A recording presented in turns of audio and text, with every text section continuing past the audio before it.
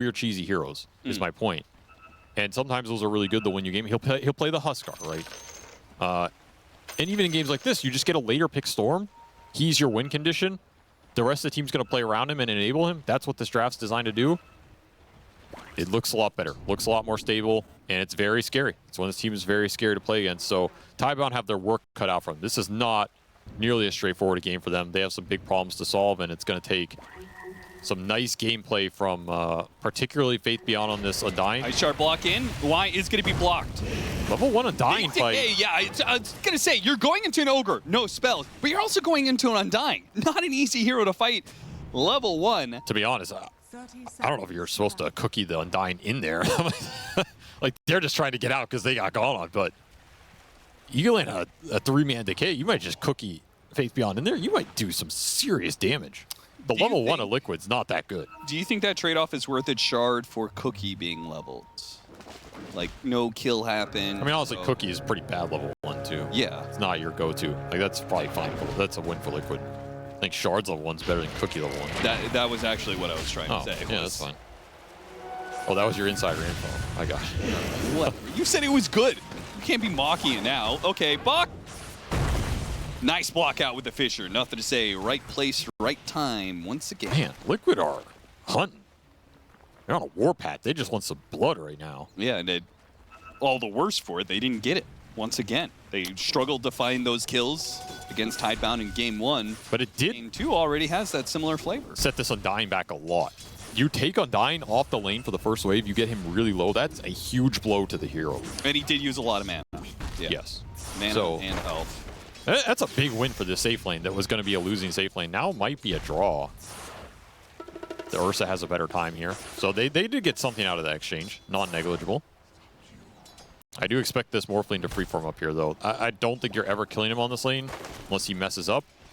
And this Morphling has pretty good matchups in this game outside of the Storm and Ursa. Those are the two cores he's going to have to really worry about. But if he gets a good start and he can play fast and join some fights, yeah, there's some decent stuff to steal this game. He's going to have Bloodlust to play with as well. He's got some options. Always good to have options, and no options for Y in getting out of this situation. Body blocks? He will be run down despite the attempted body block from Shiro. First blood goes to Saberlight, and he will continue to stay level 1 with no abilities. I have genuinely wondered how good this facet actually is, and if you're supposed to take the other one just so you don't end up in these situations where you don't have a spell to contribute. Yeah, I'm aware. You're party queue games where you pick Ogre and go the other facet. I'm slowly being convinced the other facet's better simply because not having spells level 1 is a big deal. Like, I don't even care if your level 2 power spike is better. Not being able to affect things in the first trade is a big deal, especially when pros can take advantage of it because they know you're useless. So I don't know, man. I'm not convinced of that facet, but you can hit some crazy power spikes. I think versus the right lane where you know how the lane's going to go exactly, it can do some work. A little overrated in my opinion. Deserves to be on a top facet team, but something about it needs to have more games before it could be. Yeah, I don't know the rest of that meme. Yeah, he needs to play more tournaments before he's held in the same standards as Fada. Who even made that? Was it just some random dude? Seb. No, it was Seb. Oh, it was Seb. It was Seb because I did that thing with him where I showed his worst tweets and Reddit moments. That's a classic right there. I think the funniest part is that like all the names that he called out are now all like they all eventually went the way of kind of being defunct mid laners. Except for S4. Even he, I guess he went to offlane. But he listed Fada as an example. Not a mid laner after a few years. S4 moved to offlane. I don't remember who else. All right, great story, Austin. Really. Why do you do this to me? Really big at the beginning. Yeah, every single time I do something like this, Avery just stares at me. And I'm just like, oh, here it comes. What do you want me to say, man? That was terrible. Why do you can lean into it a little bit? I don't know the meme. I'm not a meme lord. I'm a Dota I'm an analyst. I'm here. You're certainly not an analyst. I'm I'm a professional analyst. Yeah, I'm here for... Mr. No, you know what? Nothing to say he needs. He needs to be in a disadvantaged matchup in order to have the advantage. Oh, okay. Then why did Xiao pick him Ember into Huskar 8 times in 1 year? Because we already discussed that. Xiao was trying to kill his career. Okay. Well, both of those things can be true at the same time. That's my professional analysis. My professional analysis of this laning phase, Austin. Mm-hmm. Thank you very much, Avery. Great analysis. NTS not doing as hot as he was the first time around. Do you think this matchup is too advantageous for him? No. I don't think that's the issue, sadly. Going on to Y, once again, tag team makes even the tankiest of heroes fall in the laning phase. This is that Bulba combo. That Dawnbreaker Tusk. It's nasty, man. You're just all in the support over and over. There's very little you can do unless your carry has some sort of interrupt. So there could be some more kills coming Liquid's way in that top lane. The mid lane is domination from Nisha. He's just straight doubling him up. Yeah, and the Undying may be doing well in the lane, but the Ursa's doing perfectly fine. Yep. So. But the thing is, Nisha, he did mess up here. Because he dominated him too hard, thus creating a very disadvantaged lane for NTS, and now he will come back. I see. You gotta walk the fine line. Then, if the more he loses, the more he wins. How do you beat it? That's a good question. Okay. You have to lose early. The nothing to say catch-22. Like, if you lose the lane early, then he'll try and overcompensate and throw. And then you'll win it in the long term. Yeah, I see. You just have to decisively win when he is thrown the game back to your direction. Let's see what NTS can do from this position. Does lose his courier. That's a big one. That had rain drop. And that's your survivability against the Storm 6 that's incoming right now with that 6-minute power rune. Not even going to be able to contest it. Had the ward on it as well. There's the 6. And Liquid are swarming. The Tusk coming mid. The Disruptors coming mid. This is classic Western European Dota right here. The mid tri-lane. I mean, what happened last time, though? Ooh, still got hit by the Ignite. That's going to hurt. Oh, my. Damn damage. Brother. Get out of there. Ping, ping. Liquid's like, go, go, go. Let's kill this guy.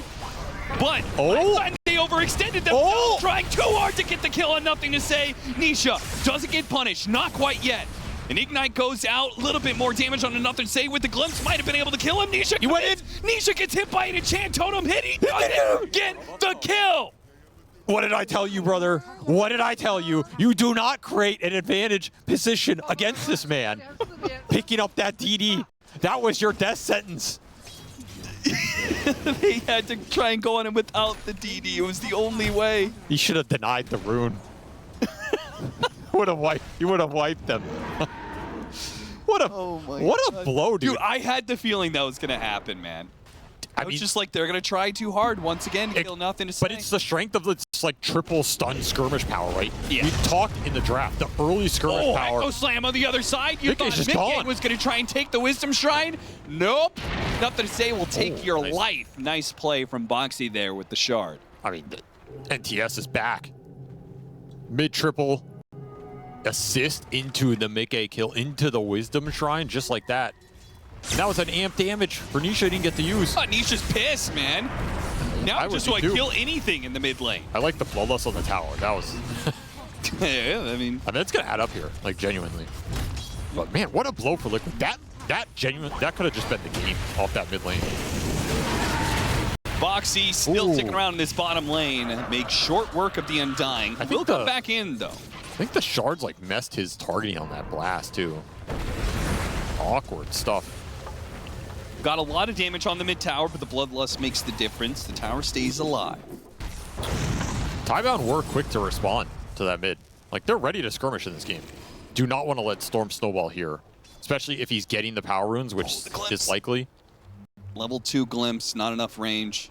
He got another power rune, by the way, shield. Keep that in mind. Nisha wants to rotate. The first one didn't work out too well, right? Yeah, Nisha didn't learn its lesson. I guess what the ultimate matchup is going to be nothing to say versus who's getting every power run last series? I've already forgotten. Laurel. Nothing to say versus Laurel. Laurel also likes to play from a disadvantaged lane. That's also true.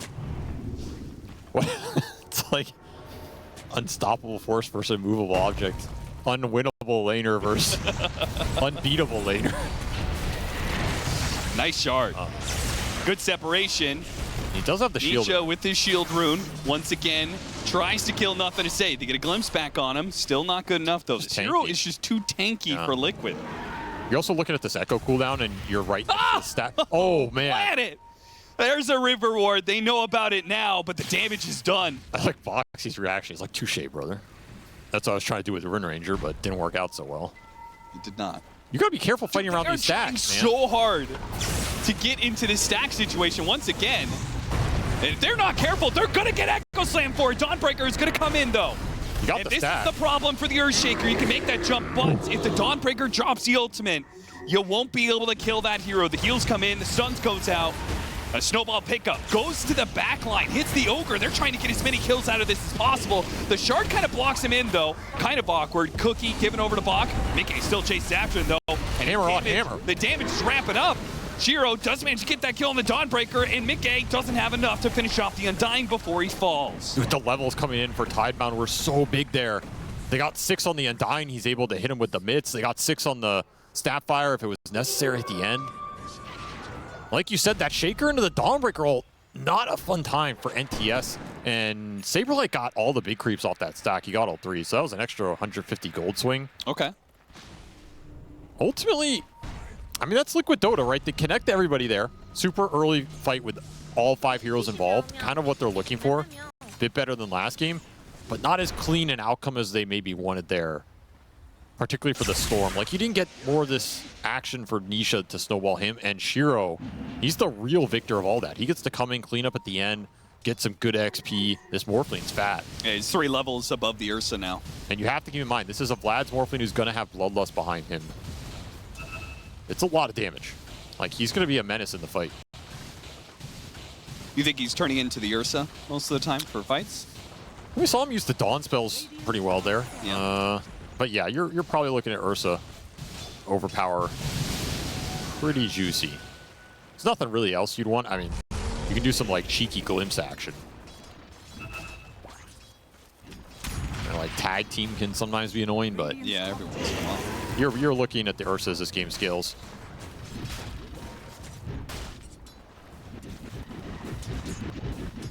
Yeah, very fast-paced game.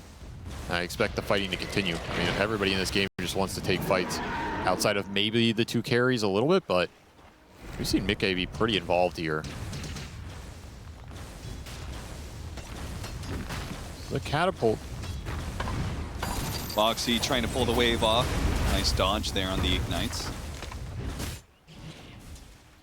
And that means level 6s should come in for the supports on Liquid without a punish.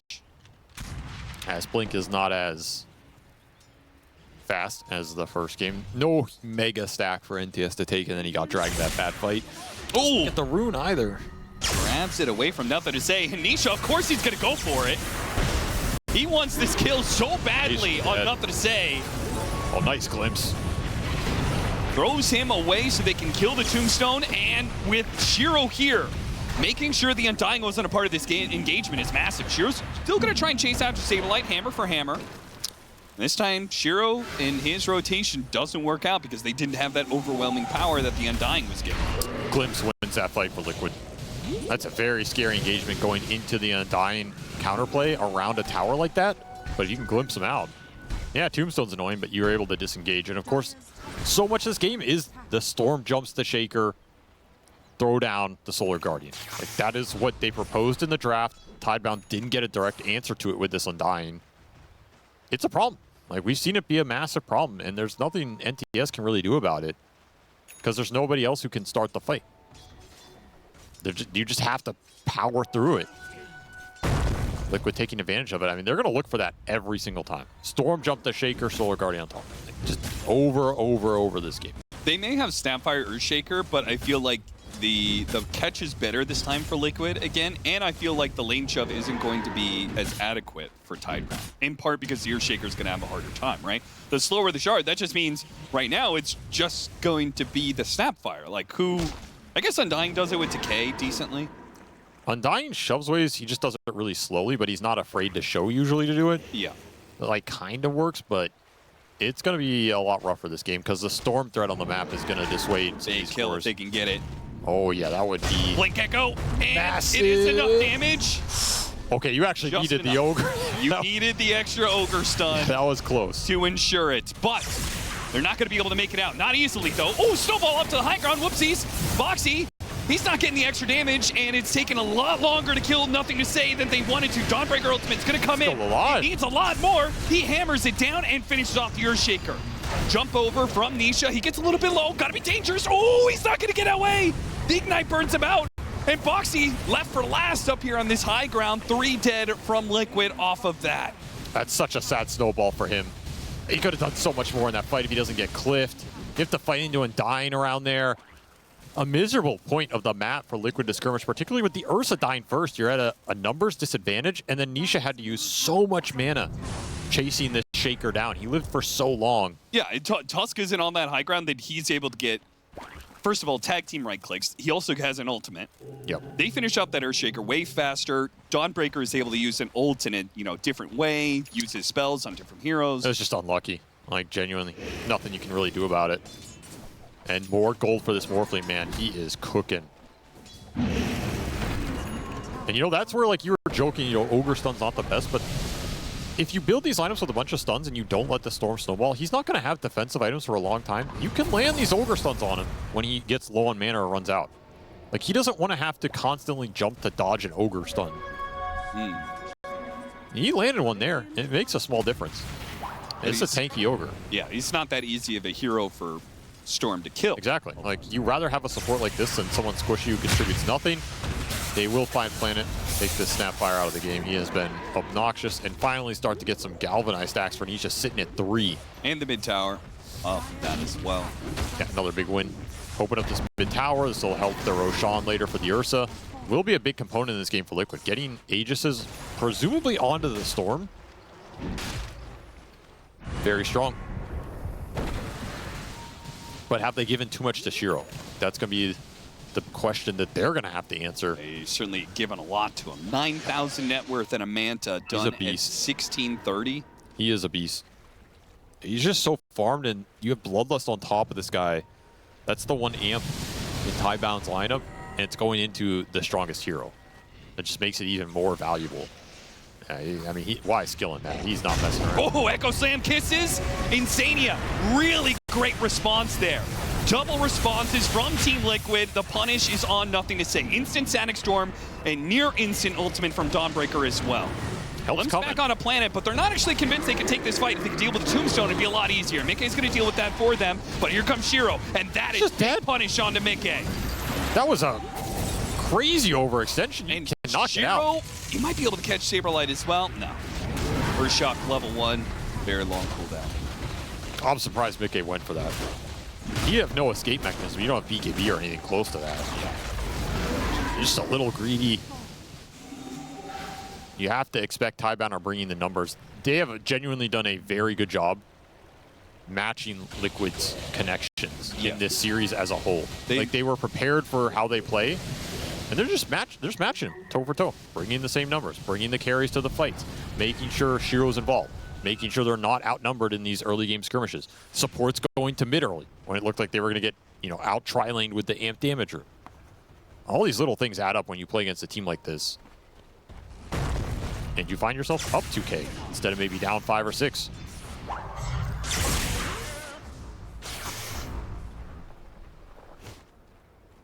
Not a bad position to be in, considering how rough the Shaker team fighting has been. Feels like Liquid are taking advantage of that every time, but the Morphling's making up for it on the back end. I mean, this guy is giga farm, dude. He is. Like, just going butterfly. I'm Gonna do so much surprised damage. they're only up 3K considering how far ahead he is. Yeah, but the Shaker's been behind. Like, that's the liability here. Did find some decent farm on that Snapfire, though. Always a hero that can push these waves out pretty well. Ag's done for Saberlight. Trying to get aggressive. Look for the Storm jump into the ult. Would love to find that Shaker again. But they will not find the Shaker again. Spot Planet, another smoke used to kill this 4 position. He might not even die here. Glimmers away, does TP out. I mean, if you find him at this point, it's the rest not of the team is coming in from the side. He's going to stick around and try and kisses. Not a bad setup. Bach, not a great spot for Tombstone just yet. He drops it now. Now that they get the initiation onto the Tusk, looks a lot better for him. Dawnbreaker Ultimate tries to come in with the Aghanim Scepter. It looks a little dicey. With a stun out on 2, it's going to be Earthshaker dead without a spell cast from him. That's a lot of damage. The Tombstone is gone as well. Shiro hasn't been able to really find much outside of the kill on Box. He tries to chase after Mickey, doesn't get him. Nisha, he's got too much. An Arcane Rune to boot on top of the Soul Ring. Way too much mana there. But it'll be Tidebound to take a tower off of it. Or at least get the cliff. You do get that much. Man, that Solar Guardian did a lot of work there. Hit it on 4. Big damage from Saberlight. Just an awkward way to start the fight for Tidebound, like running the Undying in first. Not really the best initiator in the realm of Dota 2. I mean, if Tidebound can continue to hold this tower, it feels like its Tormentor is theirs for free. I think that's why they're putting an emphasis on it, because they know the Morphling's going to clear through it instantly. You take that away from the Ursa as well. Both these teams want to do objectives very quickly with the help of their carries, so this will go Tidebound's way. You could trade Roche for it right now. I was going to suggest, like, if you were on point. Real quickly do Roche. Tag team Ursa, you do it really fast. I think you do. And that would do wonders for recovering Nisha's game. Oh yeah, put an Aegis on this guy. I got the Ogre Shard. Honestly, not a bad one in this game. Yeah, it makes heroes a bit tankier. And they're going to force it. Can Tidebound do anything about that? They can contest, yes. If they're very fast, they can contest, and they're being fast about it. They're smoking. No kisses for Planet. That's one of those scouting mechanisms, but Team Liquid don't have every year. Still a scary fight. They have Shaker. You can just blind jump. As soon as Bach lays down this Tombstone, it's going to be dangerous. They actually threw it out, but he already had his ultimate going out. Mickey, he's going to bounce outside of the pit. It's up to Saberlight to try and grab it, or Nisha. The Aegis is going to be on the ground. It's grabbed by Saberlight. He takes it away. Nisha has mana to work with, but the Tombstone goes on, and it's not a fight that Liquid can push through. Dude, Shiro is just like zoning 3 heroes. He's just having his own fight. All right, he's back. Clean him up. He just ran up the ramp, zoned like 3 Liquid heroes. There's 2 heroes left in the pit. You have to take Aegis on Saberlight, but he's not getting out with it, and it's not the guy you wanted it on. That's a win for Tidebound. Fantastic win. I mean, they got the Roshan last hit. Even if they didn't get the Aegis, they take it away. And that was with an Echo on ulted Ursa. Very different fight if Mickey doesn't get that ult off first. Liquid just can't get a foothold in this series. It's like everything they do, it looks correct, but it's either it's a few seconds too slow, or Tidebound are just there, or the fight doesn't go well enough to compound the advantage. This has got to feel like a really awkward series for them. Now the pipe, it's going to make that counterpunching style all that more difficult. Yeah, look at the utility items that just came online. Solar Crest Ogre, you had the Glimmer on the Snapfire. Now you have the pipe, and you got the Bloodlust and the Ogre Shard you got off Tormentor. Yeah. This Morphling's a beast, dude. Like, what? I don't think there's any world in which Shiro dies here in the next 10 or 20 minutes. It just seems impossible outside of you find him isolated on the map with, 4 heroes, whatever, sure. But in a team fight, this guy just seems untouchable. And you have to just run away from him because he does serious damage. So this is a big problem for Liquid. They need to find a way to take fights where the Morphling's impact is a bit muted. Liquid doesn't really do running away too often. They run at you. I mean, again, their draft is kind of designed to take the Shaker out of the equation, which it's done. I don't think the Shaker's had a huge amount of impact yet. But that's also the scary part. The Shaker hasn't done a lot, and you're still losing. Yes. Okay, we need to do a bit more here. And now Butterfly done at a crazy time, 23 minutes. Manta Butterfly. Team Liquid, Boxy, he's going to be the one to Echo Slam. Instant Static Storm with the ultimate from Saberlight. Hits on 3 heroes, but again, the Tombstone's out. You just can't really push through this. And they are all piped. All piped up. And nice glimpse back. There's that cheeky play you're talking about. If Shiro sees an opportunity. Very nice. This is the part of the game where you want it because you don't need the extra overpower stacks. You do enough damage. You have Bloodlust. Get that extra cheeky kill with the glimpse. Super well played. And straight to the high ground. Killer instinct from Tidebound. They are playing really well today. They are playing fast. I mean, they're making it look easy. And this is not an easy team to 2-0. Very decisive, too. They're just pulling the trigger quick on all these fights. Like, even if it doesn't work out for NTS, he just goes in. He knows it's going to set something good up. You have the pipe to back you up. You're not going to die as easily anymore. Glimmer, pipe, solar, you can throw it all in the shaker if he gets jumped. That's a 24-minute Rax off a 23-minute Morphling Butterfly as the Ags for the Ursa arrives, but it feels a little late. It's a very early Ags over Basher. You don't want to go this build against Morphling. It doesn't help you in this matchup. It helps you against the Shaker, but the Shaker was supposed to be addressed. Yes, the Shaker's the one thing you're not having too many issues with. It's the Morphling that's the big problem now. I actually think I think Mickey had to just go the Basher or like the Diffusal build or something that's, you know, early MKB. Something to kill this Morphling. I think Liquid, they must have spotted something on the other side of the map. They are so aggressively smoke running at them. Static Storm on 2 with the Dawnbreaker ultimate. It's going to pound at least the Ogre. A cookie gets Shiro out of some of that sticky situation. He's not going down easy. Nisha, he's already burned through most of his mana. He's going to have very little to be able to get out of this team fight. And another glimpse showing up in force. Another glimpse counter from Shiro as Liquid try and retreat. There's just one more kill. They get out of it. Again, I don't think you can all in this Morphling in this game without some serious damage items on the Ursa. They made that play because they saw the Shaker mid. A fight without NTS, very tempting there. NTS got there really fast. He TP'd bottom tier 1 and ran, but he still was not there for the majority of that fight. It's a good idea, but once more, a little too late. Now that you're BKB, doing that fight without a BKB on Shiro. Now I mean, he's invincible now. He just, you take 2 lanes here, right? Well, you have a tier 2 top, but yeah, this will be a second lane of Rax, and at least you can't get megas. It's like the upside, but they're doing this all without Roche. What happens if they get the next Roshan? The game's just over.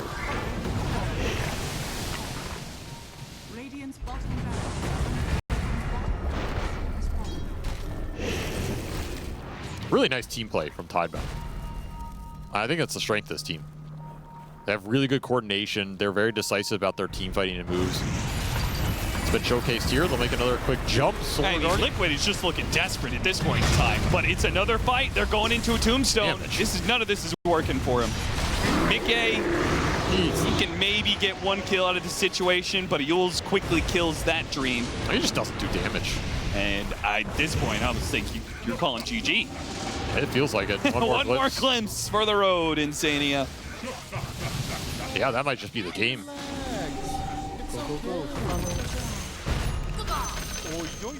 Man, what a sick game from Tidebound. Yeah, it really was. They played this game absolutely beautifully. And again, I think a lot of it is, it's not like some crazy outdraft. It's not some ultra late game scale where you just sit around, do nothing, and you win by default. They just took it to Liquid. They skirmished him. They fought the Storm mid even when he had the amp damage.